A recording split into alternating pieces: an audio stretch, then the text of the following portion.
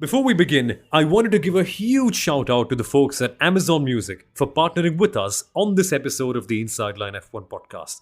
But more on this later. Right then, let's get right into today's episode.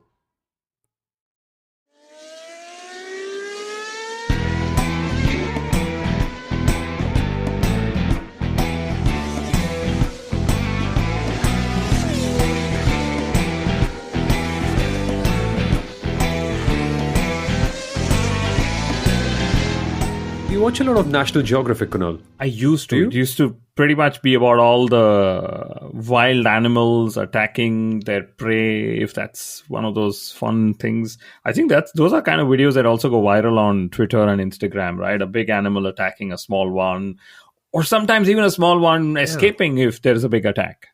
Yeah, exactly. Right. And we saw something similar today, didn't we? It's kind of like when you see those Lion King sort of documentaries on National Geographic, there are 15 minutes worth of the animal just chilling.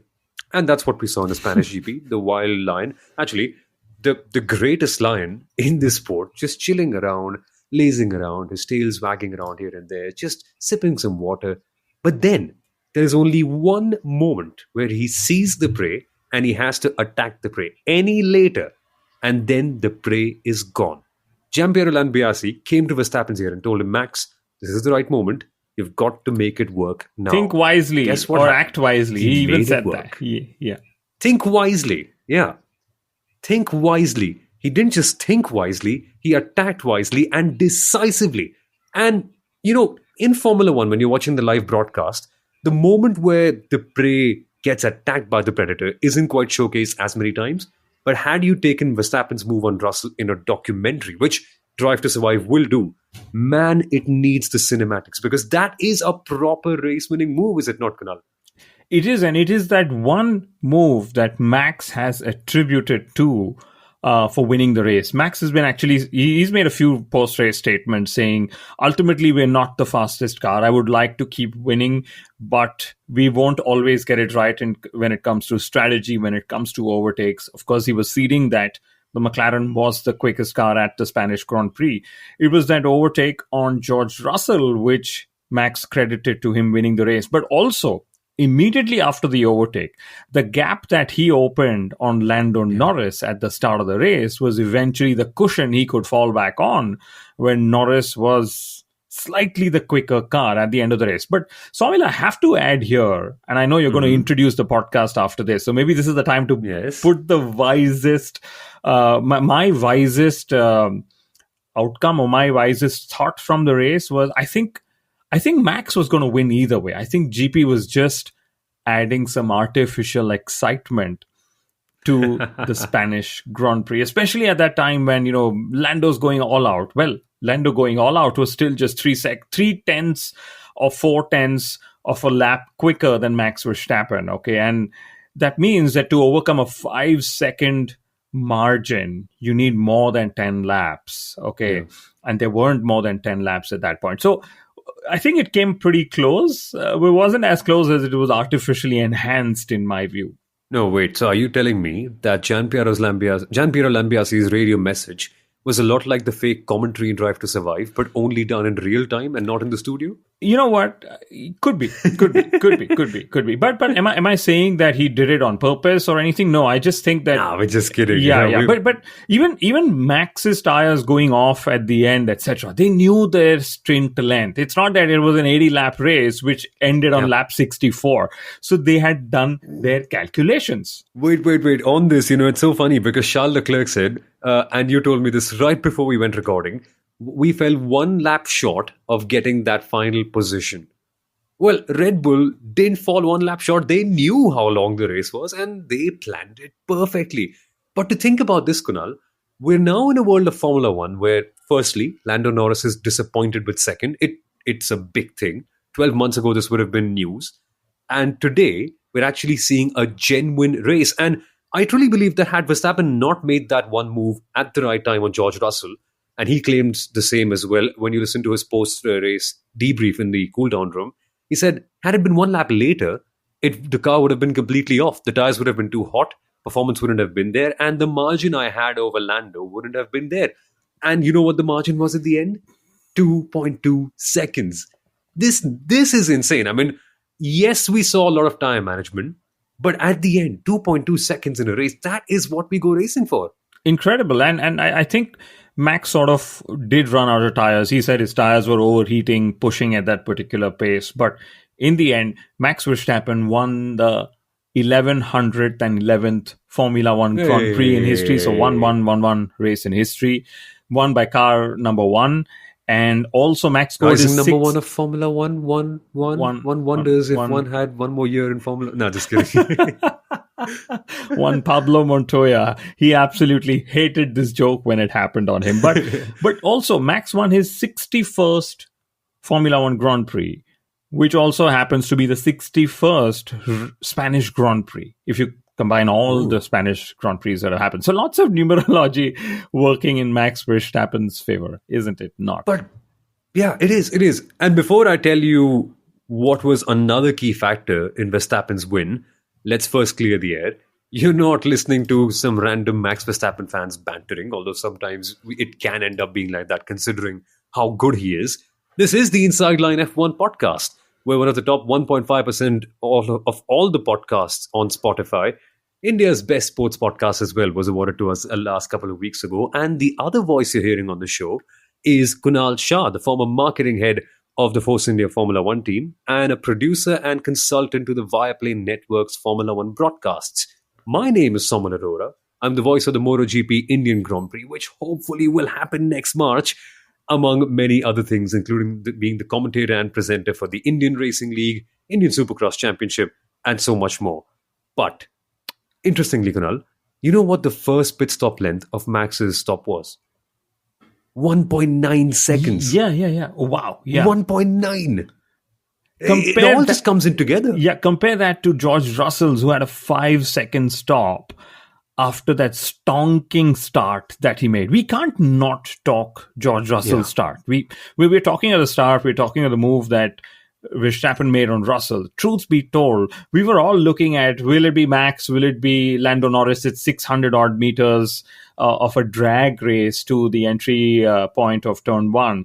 And suddenly out of nowhere, George Russell comes on the outside and he just makes that move. He leaves enough of a gap on the inside for those two in case they get it wrong, because that's what you're scared of, that I've got the best start I could think of, I could dream of, and then oops, others guys on the inside going to scramble on their brakes or whatever. And George Russell said he channelized his inner Fernando Alonso from 2012 and that he was dreaming of this start through the night.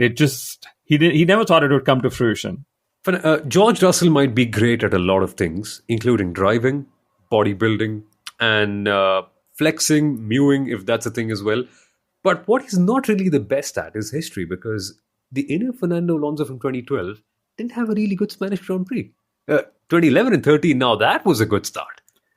Who's going to correct him, Kunal? Not me. I'm just happy he made that start. My goodness. I can't even remember. I just know 2013 was Fernando's last Formula One win at ever and happened to be at home. But I have no clue what happened in 2011, 12, 13.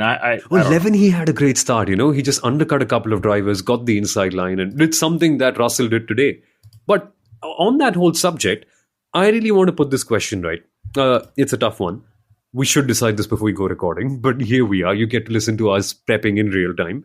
But do we talk about Norris first or Russell? Because I believe the bigger story to cover is why Norris thinks he could have won and where he lost it, almost. I would choose Lando Norris. Go for it. What do you reckon happened over there? According to Lando, it was just the start. Everything else was perfect. Absolutely. You agree with that? I absolutely agree with that. Had he kept the lead at the start, the race could have probably seen a different narrative. Could it have seen a different outcome? One doesn't really know. It's speculation, I would say, but at least he would have had a better chance of winning because he would have been leading from the front rather than doing the chasing that he did over the 66 laps, Sommel. So I believe Lando Norris should have kept P1. Had he kept P1 after the opening lap itself, we would have probably seen a different race play out in the Spanish Grand Prix. I hate to be that guy, but I have to be that guy. Isn't it kind of a recurring trend now? China, this year, Brazil last year, couple of races before that. I mean, Lando has certainly got his act together, but starts are still where it's a little bit concerning, especially when at the end the margin is only 2.2 seconds. And we saw that, right? He was almost able to get that McLaren faster on command. When Verstappen stopped, Norris put in the fastest first sector. When he was on the soft tires, he cut down that 8-second gap on the final stint, even though Max was not pushing, down to only 2.2. We know that car is good. And maybe, just maybe, it's just the current nature of Formula One that the starts are so important that if you just get them wrong, which Lando unfortunately has been getting them wrong, I think you've lost it completely, unless there's a safety car coming in. That's true, and especially at a track like Barcelona. I mean, two things about the start. Last year, Red Bulls actually used the medium tire at the start. You normally in Barcelona use the stickiest compound, the grippiest compound at the start because track position is so vital. Red Bull didn't have that advantage going into the 2024 Spanish Grand Prix. So they did what everyone else did, which is put on the soft. The whole field, mind you, Sawmill, put on the soft. Why? Because they all wanted to maximize track position at the opening round of the race. Similarly, for Lando Norris, it was the soft tire. And it just so happened that at least in my memory, I can't think of, has he made bad starts all the time? Or is that so? I think a few key races. China was one clear example. I remember, if my memory serves me correct, Qatar last year wasn't great. Neither was Brazil. But again, it's becoming a bit of a thing now. And Lando sort of acknowledged it himself at the end of the race where he said, just the start. I could have done better there.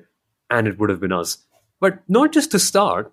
I also want to put the question down onto McLaren's strategy. Now, according to some might think that McLaren did the wrong thing by keeping Lando out for longer. Do you think so? Did they sabotage themselves? Did McLaren sabotage themselves by keeping Lando Norris out for longer and putting him on a bit of a tire offset compared to Max? So there are two ways I would look at this, Samuel. Okay, the first thing is if you're chasing Max Verstappen, you need to chase him for the 66 laps of the race, not the last 6. That's essentially what happened in McLaren's case. So what do I mean is... Why would you say that? Because you need to keep pressure on Max. You need to not let him settle down. You need to... You remember Max at one point said the tires are so inconsistent. What was the situation at that time? It was Max, it was George, and then Lando. Okay. So the pressure was not on him as it was in the last 6 laps of the race. You don't just pressurize him in the last, in 10% of the race. You need to pressurize him 100% of the race, right? So that's something McLaren will review. Should we have just done what everyone was doing, box at the same time, and then just trust our pace to keep up with Max Verstappen? Because that's the alternate view that could have played out. Don't go on longer. Don't create the tire delta, what they did. So that's one way of looking at it. Well, how McLaren actually saw it in real time. Let's talk of that. They realized that the two cars, the McLaren and the Red Bull, were very close in the race pace. We saw this in the free practice 2 sessions when teams do long run sessions. In Barcelona, overtaking is difficult to happen if there is a very marginal delta of performance or lap time between the two cars. We know we saw an overtaking fest, etc., but let's remember, those were overtakes between cars on different tire compounds or cars on tires with different tire life. Okay, so in the case of Norris and Verstappen, they said, why don't we just create a delta and then try and overtake him? That's literally what they tried to do. But interestingly, Norris said, forget George Russell. Let's just go for Max Verstappen. To me, that was the radio message of the race weekend. It's nice to see them thinking in the right direction. And ultimately, I don't think Norris gave up. He just was practical about it. At that point, had you not made that pit stop and not covered Russell, you wouldn't have even potentially gotten second. Actually, you might have gotten second, but with a lot more hard work. And why do you want to do that anyway, right? You just do things in life to make life easier for the future, which is what McLaren did. But the whole point here is, I don't think you can blame McLaren for going for the alternate tire delta in the way they did. Because quite simply, had they not gone for clean air, that car would have ultimately had so many heat issues. The tires would have been hotter, the brakes would have been hotter, and the performance ultimately slows down. So on McLaren's part, it was sort of fair to offset things a little bit, maybe hope that Lando can be exponentially faster in clean air. And that to me was a sign of McLaren believing in their car, believing that if we are in the clean air, maybe we can go faster than the Red Bull. That belief speaks volumes. And I like that from McLaren. They're taking their chances. Absolutely. And Sommel, they were the quickest car on track when it came to clean air, right? That's what also Max Verstappen was fearing towards the end of the race. But I think Max eventually had it all under control. He's done this 61 times in life, remember? Yeah. Whereas if we were to now consider McLaren, I think they scored a podium for the first time at this circuit since 2011. And Lando Norris, for the first time, moves into P2 in the Drivers' Championship for the first time. I think it's McLaren's 6th consecutive podium. It's the longest run again since 2011-2012. And Lando Norris is the only driver to finish in the points in every Grand Prix in 2024. Do you want one more? Of course I do. Of course I do. Verstappen and Norris have finished 1-2 in either order. Either Norris is one or Verstappen is second or whatever. Of course, but Verstappen has one more. So they've finished 1-2 for the 5th time in the last 6 races. They don't pay you the big bucks at Viaplay for nothing, huh? Well, See, this is good digging. This is good digging, by the way, folks, after only 10 minutes of the race ending. I'm not even kidding you. The race just got finished, and then I had a quick shower. By the time Kunal's done so much of digging that we can bring you these numbers in almost real time. yeah, and this is exactly why people love to watch races with us, Sommel. So when we host our events in India, across Mumbai, Bangalore, Delhi, we have a packed audience just because of the way you, Sundaram, myself, we are able to dig in through data, we are able to dig in through stats, we're able to understand what's actually happening beyond what we get to see on television. And we absolutely love taking Formula One fans on the same journey that we've been on for several years now. Yeah, and now that you've mentioned that, we're kind of missing Sundaram now. It's been a while, man. I mean, just hoping that he gets well soon enough and comes back with us to share all of his incredible numbers and stories very, very shortly. But another incredible story that we have to talk about is Russell channeling his correction inner 2013 Fernando Alonso and getting P1 in what has to be one of the best starts ever after Fernando Alonso. But why did it not work out is a question that I kept asking myself in the middle of the race constantly. It was meant to work out, right? Russell had track position. If anything, P2 would have been okay. In terms of raw pace, of course, Lando was faster. At some point in time, he would have gotten past owing to the nature of the circuit and tire wear. And so Lando would have created a delta. He would have gotten past George. But losing P3? And I just get a feeling that Mercedes sabotaged him by putting him on the hard tires. Wow. There was no need. And I'll back up my statement with a quote by Lewis Hamilton. In the post-race interview, David Coulthard asked Lewis Hamilton, Lewis, was the decision to go on soft, medium, soft a choice that you made on your own, or was it brought by the team? He said, it was always meant to be soft, medium, soft for me, which means it would have most likely also would have been soft, medium, soft for George. Correct. I mean, conventional logic says that because that's what all the teams would have wanted to do. I can't imagine a world in which Russell would have voluntarily said, after seeing the performance of the hard tires in the practice, that no, I will not do this. Instead, I will go for the hard compound tires. Why would he do that? I think we'll know in due course. We've recorded too close to the race for the teams to sort of, or the drivers to sort of turn around and tell us why they actually made the decision. But yes, in the end, it was that hard tire stint. He did 30 laps on that hard tire, just a little under half race distance, which caught him off. But could George Russell have won the race? No, I don't believe so. I think Max and Lando Norris would have anyway jumped him. But I believe George Russell would have finished third. That would have happened. Mercedes actually finished third and fourth for the second consecutive race. So their upgrades actually for the first time, apart from all the PR machinery and the statements that come, seem to be working across two different variations of circuit, very drastic variations that we explained in the preview.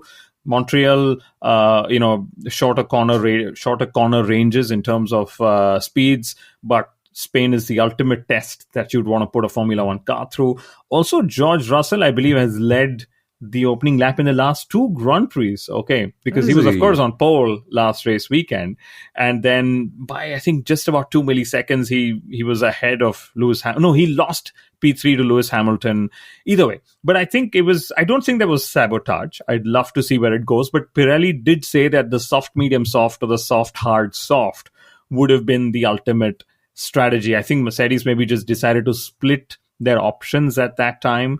And they realized that George's hards were not working, which is why it became even easier to choose the soft for Lewis Hamilton. But my question here is, why would you put the driver with the better track position on the tire that has notably been worse all throughout the weekend? That's, we'll find out. Yeah, of course, Mercedes will tell us why. I can add one data point. So Sure. The track temperatures were not as hot on Sunday as they were on Friday. When they were extremely hot on Friday, the hard was degrading worse than expected. In cooler conditions, the hard was not expected to be as bad. Okay. So in a way, it was probably, and Spain happens to be one of those race weekends where all three tire compounds end up being used, one of those rare race weekends, because it was not just George Russell, but Carlos Sainz used the soft, then the medium, then the hard. Pierre Gasly did that. Ocon, Hulkenberg. So several drivers actually did do that. It just so happened that it wasn't the right tire for George Russell to be on if he wanted to score a third position in Spain. And Lewis Hamilton now has 198 podiums. 198, beating the former great podium record held by Sir Lewis Hamilton himself of 197 podiums. 198 is mind-blowing.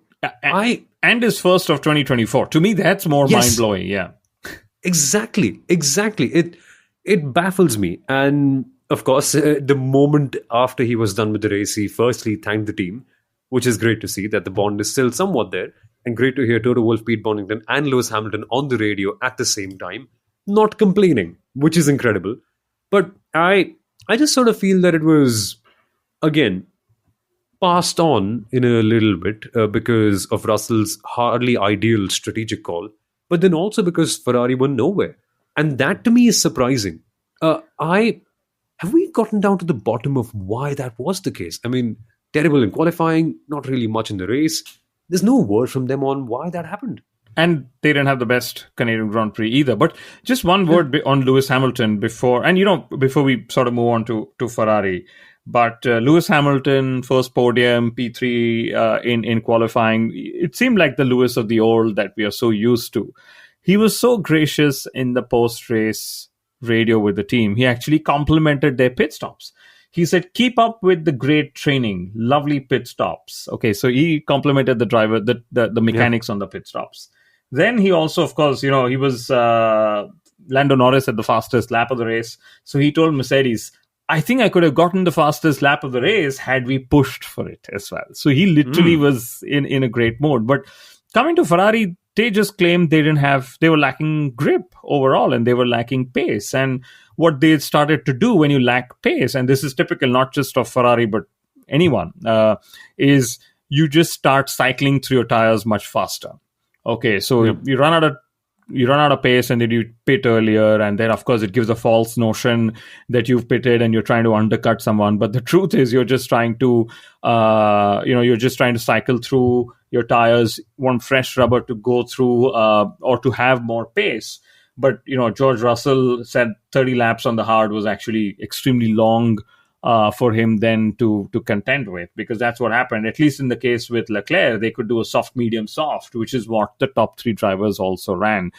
Eventually, it's just Ferrari probably going backwards with all the upgrades. And good point, Samuel, here, you and I have discussed it, that the upgrades sound like they're an upgrade on the car, but they could also be downgrades as well. They really could, because sometimes you believe that upgrades will always improve the car, but sometimes they just don't work in your favor because reality is often disappointing, A, and B, simulation and reality sometimes can be a little bit different to what you actually think they are going to be, which is surprising for Ferrari in a big way. And I hate to say it, but I called for it. We told you before the race that when a driver who heads into a home race without a seat for the following year, they don't get on the podium.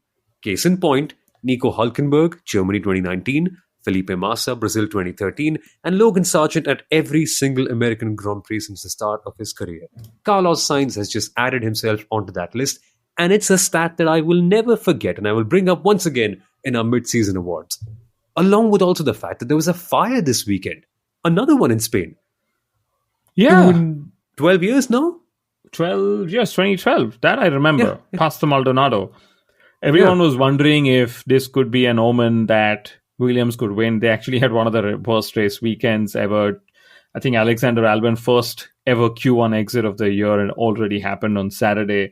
And then funnily enough, I think at F1 was testing their on-track graphics and they put out Logan Sargent, first win in Formula One. And then everyone pointed out even more, saying, is this the omen that there was a fire? And then, could this lead to a Williams win, which is what happened in 2012. But no, in all seriousness, very glad nobody got injured because everything in the paddock is so close by. And Mario Isola was one of the first responders. He ran in with one of the fire extinguishers. And Samuel, if we remember, during the pandemic, he was driving around an ambulance helping people cope with whatever the world went through back in 2020. Did that really happen? Yeah. Yeah, absolutely. Yeah. I was not aware of that. He was That's driving, crazy. I think it was in Milan, and he's trained. He was very clear. I'm not trained as a fire officer, but as a first responder. And Pirelli, of course, then turned around and said, we all teams compete on track. I believe a lot of teams helped McLaren with food, so their team could be sort of fed through the weekend. And we will have several good stories that will eventually come out between now and Austria, I believe, because Formula One did come together, the other 9 teams and Liberty Media and Pirelli and everybody else who has support paddocks did come together to help McLaren. Because, there was a story, Lando Norris ran out in his socks and he even left his shoes in there and so on. He was camping in Zach Brown's office, whereas Oscar Piastri was in one of the engineering offices in the truck and so on. Well, is there a fire at Red Bull Racing as well?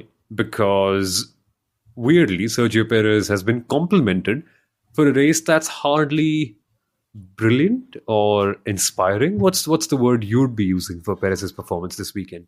Or what did Horner use, actually? I'm more curious. Christian Horner actually complimented him, saying it was a strong race performance because Checo qualified 8th, started 11th after a grid penalty from Canada, which I believe was team inflicted, right, during traffic or something. And then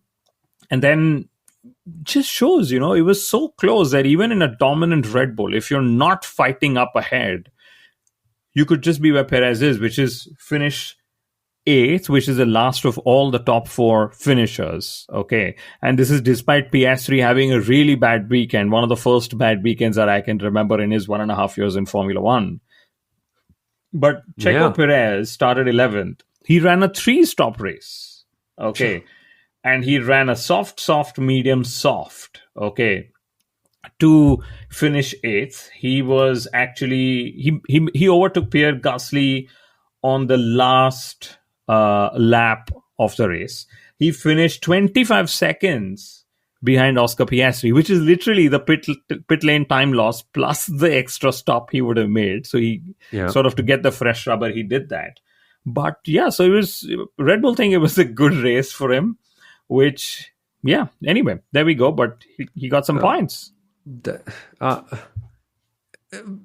I fail to find a good analogy for that. Where, no, I know. Where the older child really has to do so much just to get the acceptance of the parents, and the younger one, weirdly, just has to be alive to get all the love from them.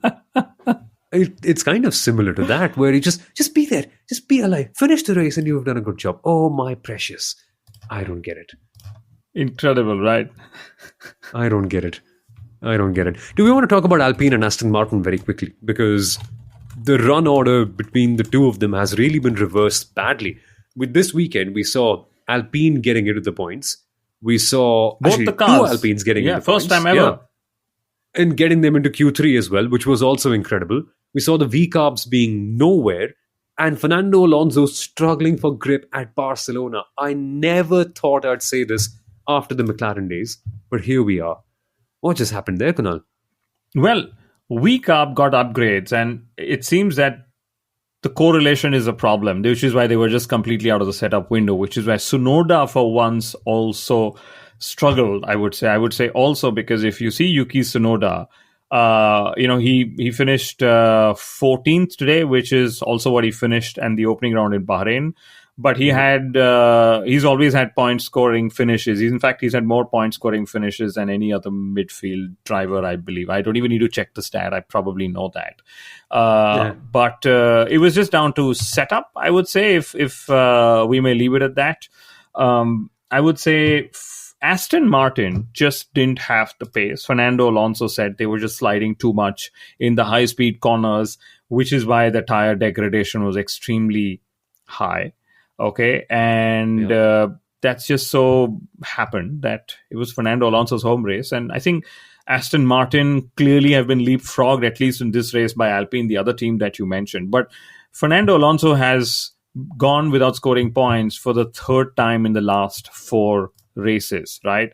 Wow. If we were to look at how it goes, it's isn't it strange? Fernando of all people is not scoring points, or incredible. But anyway, when his former team, which were apparently overweight and had internal conflicts, have got both their cars quietly in the points, that's even more baffling for me.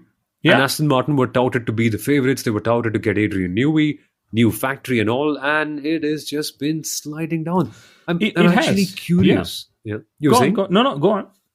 I'm actually curious to see where the improvements on the Alpine have genuinely come. Is it just the weight? Have they found anything new with some new upgrades? And I mean, it'll be fun to hear what the team principals eventually say when we have a sit-down interview with them. But that is a big mystery about how they've leapfrogged so many people at the circuit, which normally reveals the most about the long-term potential of every car in Formula One. And I think that's what Alpine will actually say is their positive, that of all the circuits that they got a double Q3 and double points finish, it was Barcelona, the biggest litmus test for a Formula One car, as we'll put it. It has been overweight. They're trying to bring in all the upgrades. They've got Flavio Briatore, who we should at some point talk about. The biggest blot in the history of the sport has actually been brought back to Alpine to help them recover their fortunes. But Alpine now moves ahead of Haas and into 7th place in the Constructors' Championship. Pierre Gasly has scored for the 3rd consecutive race now. So after a slower start than even Esteban Ocon, he actually has scored points as well. He finished ahead of Ocon. But there was one more team you actually asked about. Alpine, wasn't it? Yeah. I can't remember. No. Haas. They had another podium. Sorry, not podium. They had another penalty. Naturally, another double penalty. A false start for Magnussen. Speeding in the pit lane for Magnussen. And speeding in the pit lane for Nico Hülkenberg. But the positive is Nico Hülkenberg finished, I think it was 11th for the 4th time in a race weekend, I think. So it's imagine you're not scoring points, but you're finishing 11th, which I think is pretty fabulous. I mean, if that's the target you're chasing, sure. But I guess then again, they're Haas, right? So we should be a little kinder. In fact, it's I would say 5 times that he's finished 11th. So he's been so close yet so far. But my favorite stat about Aston Martin, because Haas finished ahead of Aston Martin this weekend. Okay. On lap 52 or 58, actually, of a 66 lap Grand Prix, Fernando Alonso in his Aston Martin was 17 seconds behind Nico Hülkenberg in the Haas in 11th place. Shocking, I would say. Shocking, yeah. How far have they fallen? Seriously, man. It's quite a story. Yes. But Is that it? 35 minutes in? Are we going to call it an end and look forward to Austria in a couple of days' time? I think we should. I think we should, because if we don't, I'll be getting a call from work saying, Somil, you've not showed up even though you were supposed to 30 minutes ago. But we were talking Formula One. That is the perfect way to end your day, is it not? It's the perfect way to end the podcast. But your day begins now because Somil Arora is working with the Sony Sports Network on the broadcast of the Euros. And for all those listening to the Euros in India, there are certain times you will hear Somil's voice actually during the Euros broadcast.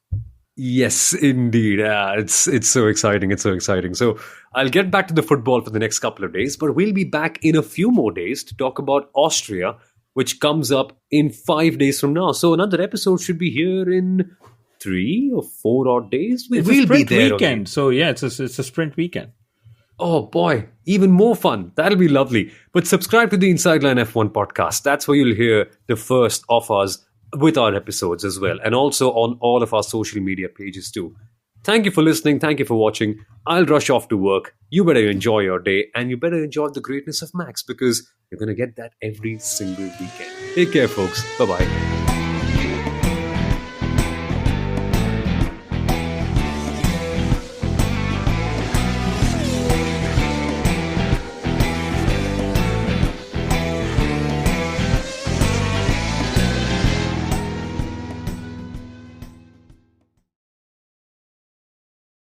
Thank you so much for tuning in to this episode of the Inside Line F1 podcast. Before we ended, I just wanted to say a huge thank you to Amazon Music once again for partnering with us on this episode of the podcast.